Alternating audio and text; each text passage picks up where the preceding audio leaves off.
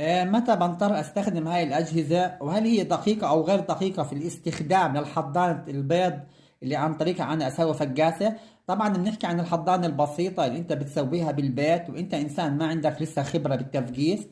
هل بينفع انك تستخدم هاي الاجهزه؟ خلينا نشوف المقطع ونشرح عنه ان شاء الله.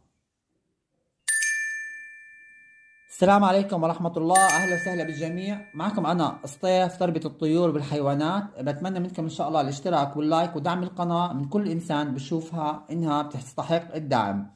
في بعض أشخاص بيسألوني هل هاي الأجهزة تزبط معي إذا استخدمتها للفقاسة عن طريق إني أجرب يعني أول تجربة إلي وأتعامل معها.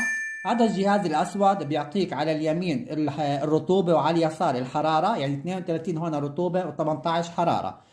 هذا الجهاز سعره ما يقارب من $5 ل $6. ونفس الشيء الجهاز الحراري اللي بنشرى من الصيدلية.